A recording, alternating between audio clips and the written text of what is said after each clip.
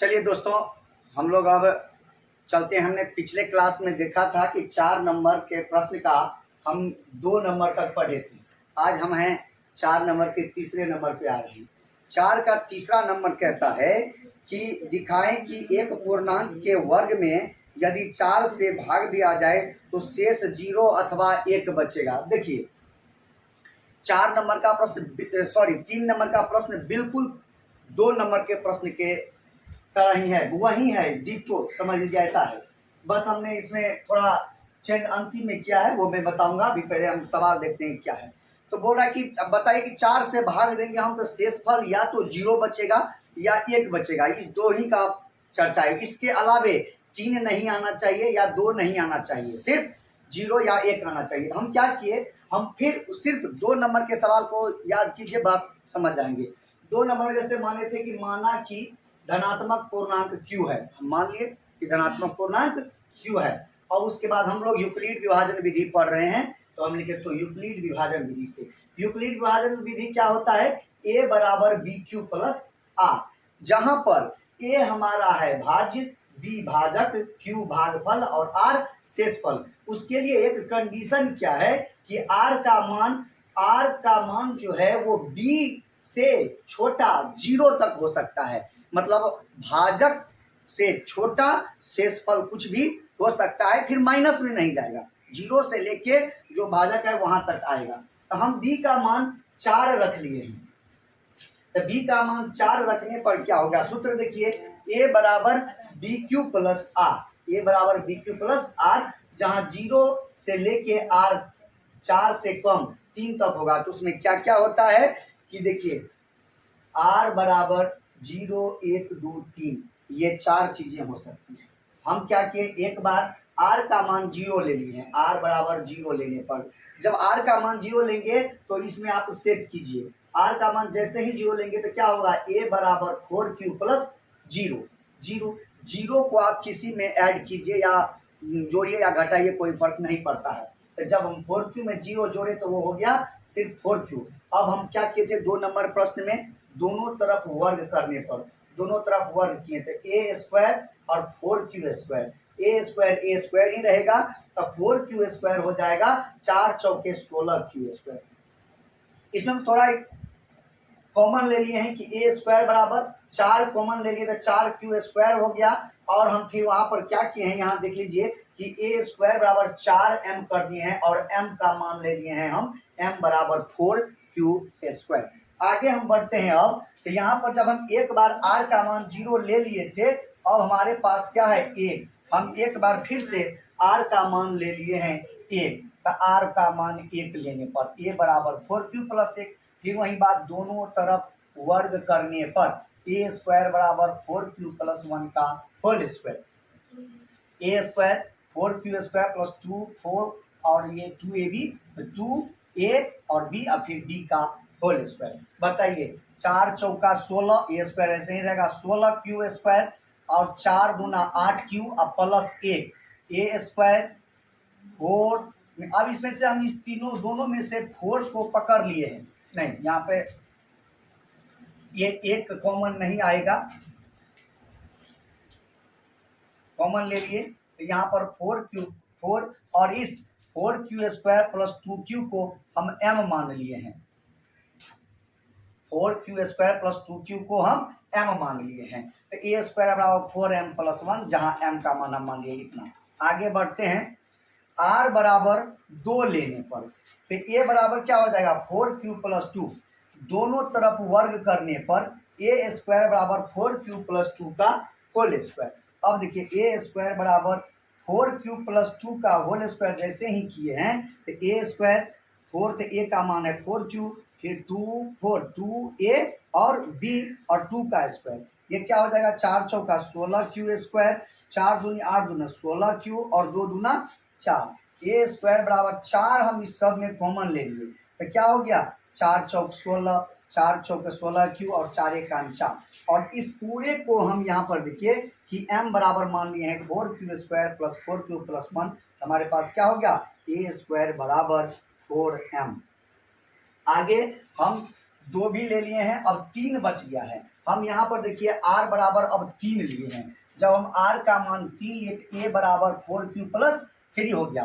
दोनों तरफ हम वर्ग कर दिए हैं, फिर वर्ग करने पर वही होगा a स्क्वायर 4q प्लस 3 का होल स्क्वायर, तो a स्क्वायर 4q का होल स्क्वायर 2 4q और 3, क्योंकि a का मान 4q और b का मान 3 है, और a प्लस b का होल स्क्वायर सूत्र है a square plus 2ab plus b square और 3 का स्क्वायर। बताइए a स्क्वायर 4 चौके 16q स्क्वायर, 4 दूनी 8 3 24q और 3 या 9। ये 9 हमारे गले में अटक रहा था, इसके लिए हम इसको थोड़ा चेंज किए हैं और इस 9 को अगले स्टेप में देखिए 8 प्लस 1 के रूप में लिख दिए हैं। 8 प्लस 1 के रूप में लिखने का एक फायदा हुआ कि इस तीनों में देखिए अब 8 कॉमन आ रहा है, या 4 कोई भी चीज सिमिलर कॉमन आ रहा है। हम क्या किए हैं कि हमको तो 4q के रूप में लाना है, हम 4 को कॉमन ले लिए, 4q स्क्वायर प्लस 4 छक्के 24q और 4 दूना 8 होगा, मिस्टेक है यहाँ पर, 4 दूनी 8 होगा। अब बताइए इस पूरे को 4q प्लस 6q प्लस 2, इस पूरे को हम मान लिए हैं m, तो पूरा m का मान हम रख दिए हैं, तो a स्क्वायर बराबर 4m प्लस 1। अब बताइए कि सवाल में बोल रहा था कि 0 या 1 शेष बचना चाहिए, इसके अतिरिक्त तो कोई शेष नहीं बचना चाहिए। तो यहाँ से हम फिर शुरू से देखते हैं। शुरू में देखिए एक बार जब हम r का मान 0 लिए थे तब देखिए हमारे पास 4m, अगर ये 4m है तो 4m प्लस 0, क्योंकि a बराबर ये हो सकता है यूक्लिड विभाजन सूत्र, तो यहाँ पर r के जगह पर क्या है 0, हमारा शेष क्या है 0। दोबारा जब हम 1 लिए थे तब यहाँ पर देखिए हमारा क्या आया है 4m प्लस 1, यानी कि a बराबर 4m प्लस 1 में r का मान है 1, तो वो बोल भी रहा है कि r का मान या तो 0 होना चाहिए या 1 होना चाहिए। आप प्रश्न को ठीक से पढ़ेंगे तो समझ जाएंगे कि r का मान 0 या 1 के अतिरिक्त तो कुछ नहीं आना चाहिए। फिर जब हम यहाँ पर q का मान 2 लिए हैं तब भी देखिए हमारा सिर्फ 4m आया, मतलब r का मान 0, और जब 3 लिए हैं तब हमारा r का मान 1 आया। तो जो बोल रहा था कि 0 और 1 आना चाहिए वो आया है, तो इसको थोड़ा शब्द में लिखना पड़ता है। अब हम वैसे को शब्द में लिख दिए हैं कि अतः पूर्णांक के वर्ग में यदि 4 से भाग दिया जाए तो शेषफल 0 या 1 बचेगा, ऐसा जो प्रश्न बोल रहा था वो आया। और इस सवाल का हिंट इसके उत्तर में भी दिया हुआ है, चाहे तो आप वहां से भी कुछ देख सकते हैं, लेकिन जो है 2 नंबर का अगर आता है आपको तो आप बिल्कुल 3 नंबर का बना सकते हैं। चलिए दोस्तों, अब हम लोग चलते हैं प्रश्न संख्या 4 पे। 4 का 4 देखिए, प्रश्न संख्या 4 का 4 कहता है सिद्ध करें कि कोई धन पूर्णांक 6 या 6 प्लस 1 या 6 प्लस 2 या 6 प्लस 3 या 6 प्लस 4 या 6 प्लस 5 के रूप में लिखा जा सकता है।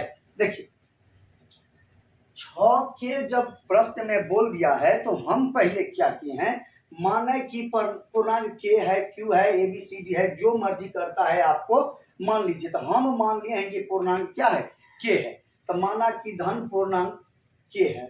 अब k जो है तो हमारा यूक्लिड विभाजन विधि में नियम क्या होता है कि a बराबर BQ प्लस r, a बराबर BQ प्लस r, तो b हमारा होता है भाजक, तो b का मान होता है 0 से बड़ा, 0 से चलेगा और b से छोटा तक चलेगा, ये है पहले ही बताए हैं, 1 नंबर सही प्रश्न संख्या में बता रहे हैं। अगला अब प्रश्न संख्या बात है कि a बराबर 6q प्लस r चल रहा है, तो 6q है। हम क्या किए, जब हमारा भाजक 6 है, भाजक 6 है, तो अब देखिए कि भाजक अगर b का मान 6 है, इसका मतलब क्या होता है कि हमारा जो शेषफल होगा वो 0 1 2 3 4 5, 6 से कम 5 तक होगा, 0 से लेके माइनस में नहीं होगा, पहले ही बताए हैं। अब हम इसी को आगे बढ़ाए हैं, हम क्या कहें माने हैं, देखिए यदि धन पूर्णांक हमारा है k, तो हमारा धन q अगर हमारा धन पूर्णांक है तो k भी हमारा धन पूर्णांक हो सकता है। अगर q है तो k भी, ABCD का कोई लेटर हम उसको मान सकते हैं कि अगर q है तो k भी, a भी, b भी, जो भी हम मान सकते हैं मान लेंगे।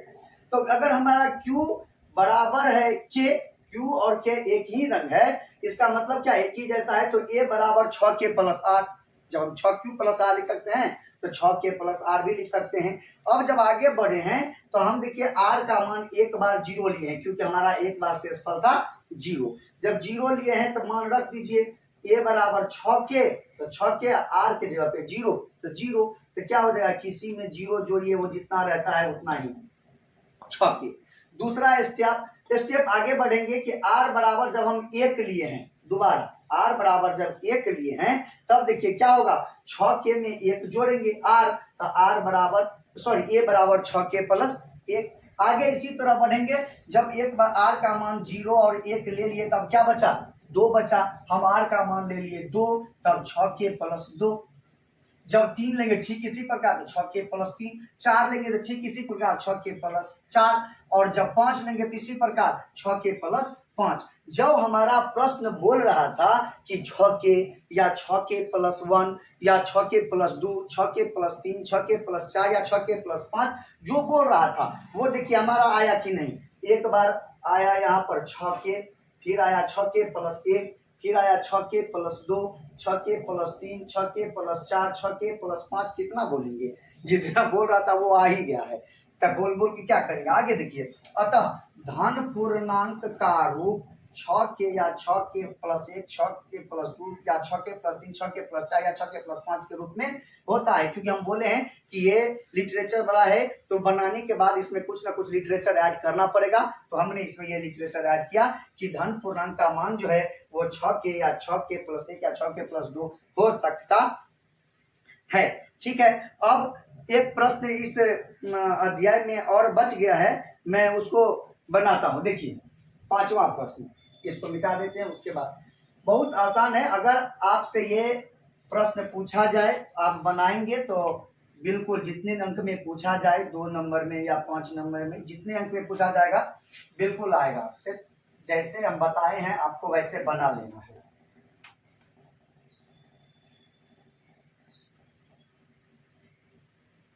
चलिए प्रश्न संख्या, अब हम लोग 5 पर चलते हैं।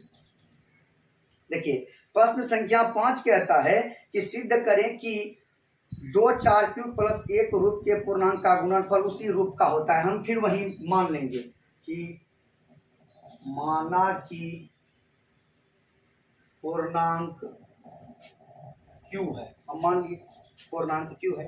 पूर्णांक q है तो पूर्णांक 2 प्रकार का होगा, एक सम होगा और एक विषम होगा। तो हम मान लेते हैं सम एक बार और एक बार मान लेते हैं विषम। तो सम बराबर क्या होगा, 2q के रूप में होगा, तो हम लिख देते हैं सम 2q। तो विषम क्या होगा, 2q प्लस 1। सम 2q तो विषम 2q प्लस 1। हम जानते हैं कि ऐसी संख्या जो 2 से पूरी का विभाजित हो जाए उसे सम कहते हैं, और वैसी संख्या जो 2 से पूर्णतया विभाजित नहीं हो उसे विषम कहते हैं। तो विषम हम 1 ले लिए, 2q में 1 जोड़ दिए, अब ये हमारा विषम हो गया। अब कहता है इसका गुणनफल। तो देखिए गुणनफल जब बोला है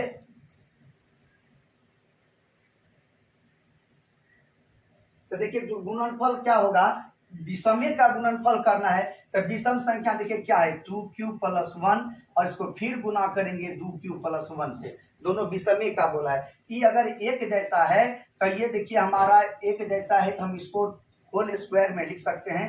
क्या लिखेंगे, 2q प्लस 1 का a प्लस बी और a प्लस बी, तो क्या होगा a प्लस बी का whole square. a plus B का होल स्क्वायर सूत्र होता है a स्क्वायर 2q का स्क्वायर प्लस बी 2ab तो 2q और b के जगह पे a का प्लस 1 का स्क्वायर। अभी देखिए कैसे आया, क्योंकि हम लोग जानते हैं कि a प्लस बी का होल स्क्वायर बराबर a square plus 2ab plus b square होता है। यहाँ से अब बढ़ते हैं आगे, यहाँ पर क्या हो जाएगा, 2 दूना 4q स्क्वायर प्लस 2 दूना 4q अब प्लस 1। इस दोनों में देखिए 2 2 कॉमन आ रहा है, इस दोनों में हम पकड़ लेते हैं, 4 कॉमन आ रहा है, 4 पकड़ लेते हैं, क्या हो जाएगा q स्क्वायर अब प्लस में ये क्या हो जाएगा q अब प्लस में ये 1। हम इसको क्या लिखेंगे, 4 इन m प्लस 1, जहां हम यहां पर मान लेंगे जहां m बराबर क्यू स्क्वायर प्लस क्यू। अब देखिए प्रश्न हमारा बोल रहा था कि 4q प्लस 1 आना चाहिए। अच्छा q जब हम पूर्णांक माने हैं तो 4m प्लस 1 हमारा आ गया यहाँ पर, यही पूछ रहा था और ये हमारा आ गया। तो हम यहाँ लिख सकते हैं इसको, क्या बोला, सिद्ध करें कि 4q प्लस 1 के रूप में पूर्णांक का गुणन पर लिखेंगे। अतः